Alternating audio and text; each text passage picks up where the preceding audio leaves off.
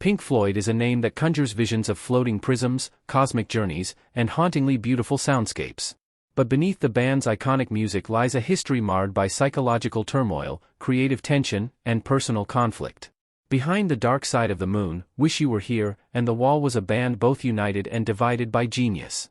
This is the story of how internal struggles, fame, and fragile minds shaped the music and nearly destroyed the band. Pink Floyd's roots stretch back to 1965 in Cambridge, England, when a group of architecture students formed a band unlike any other. Originally known as the T-Set, they soon evolved into Pink Floyd, a name borrowed from two American blues musicians, Pink Anderson and Floyd Council. The band's early frontman was Syd Barrett, a brilliant but eccentric songwriter whose surreal lyrics and wild stage presence made them a rising star in London's underground scene. With Barrett at the helm, their debut album, The Piper at the Gates of Dawn, 1967, captured a blend of psychedelia, whimsy, and madness. But as the band began to rise, Barrett's mental health rapidly declined. He became increasingly erratic, often unable to play during performances, sometimes standing motionless or playing a single note repeatedly. Many believe that LSD and schizophrenia accelerated his breakdown. By 1968, Barrett was forced out of the band and replaced by David Gilmour, a close friend and skilled guitarist. Though Barrett's influence remained like a ghost in the band's future work, Pink Floyd had no choice but to move on, scarred, but creatively awakened. With Gilmour in and Barrett out, the band slowly began redefining their sound.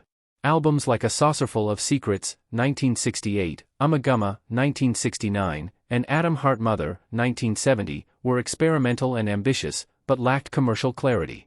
These records showcased Floyd's obsession with sound exploration and abstract concepts but didn't yet capture the public imagination. During this period, Roger Waters, the bassist and lyricist, began to take on a more dominant role in the band's creative direction. Barrett had left a vacuum, and Waters filled it with a darker, more cerebral approach to songwriting. Themes of alienation, war, madness, and human suffering started to emerge. The band was no longer whimsical, it was deeply introspective. They were building toward something, and in 1973, it arrived. The Dark Side of the Moon wasn't just a hit album, it was a cultural event.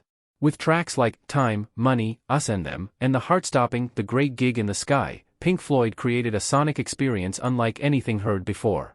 The record explored mental illness, mortality, capitalism, time, and the pressures of life, all seamlessly tied together with innovative studio effects and seamless transitions.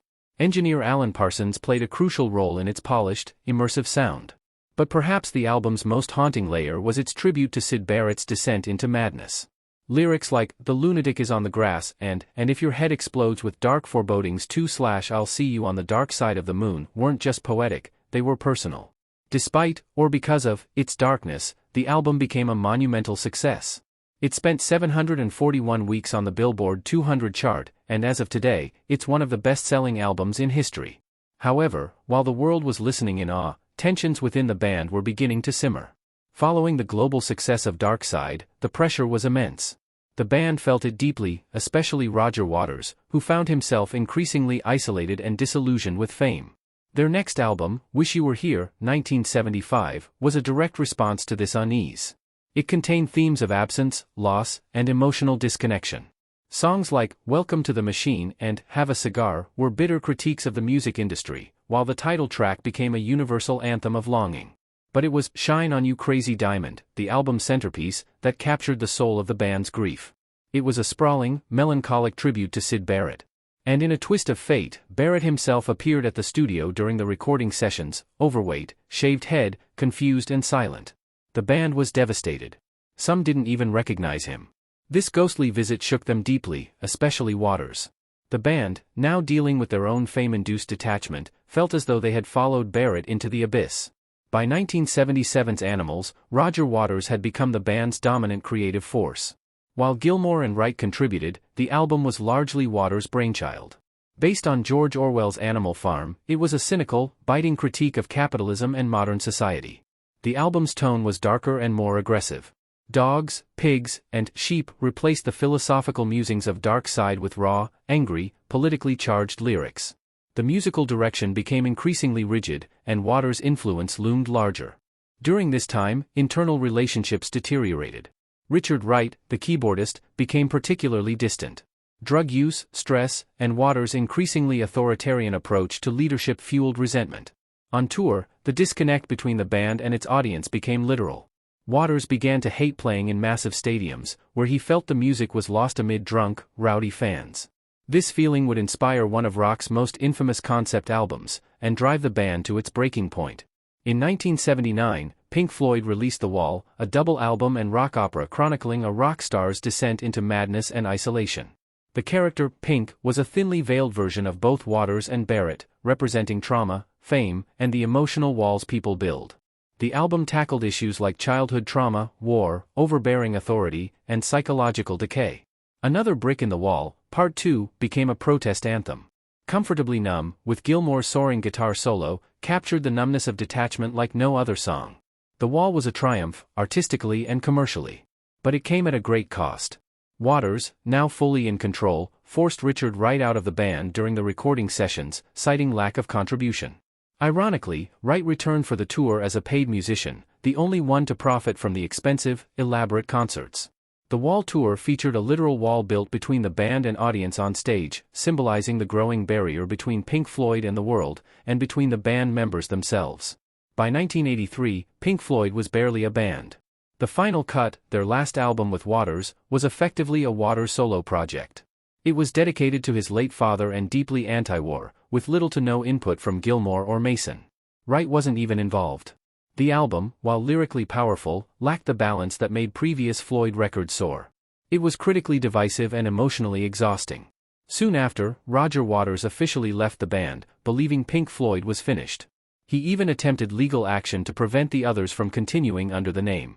But Gilmore and Mason pressed on, eventually winning the right to continue without him. In 1987, Pink Floyd, now led by David Gilmour, released a momentary lapse of reason, followed by The Division Bell in 1994. Richard Wright rejoined, and while the albums were commercially successful, many fans and critics noted the absence of Waters' lyrical depth. Still, Gilmour's Floyd found new life through stadium tours and younger fans discovering their music. They proved the band could live on, though the magic would never be quite the same. Waters, meanwhile, continued his solo career, performing The Wall live across the world, often with political themes. While bitter about the split for decades, he eventually made peace with the past, at least publicly. In 2005, the classic lineup reunited briefly for Live 8, performing together for the first time in 24 years. The emotional performance gave fans a rare glimpse of the magic that once was. Pink Floyd's music was born out of conflict, between creativity and control, isolation and expression, genius and madness.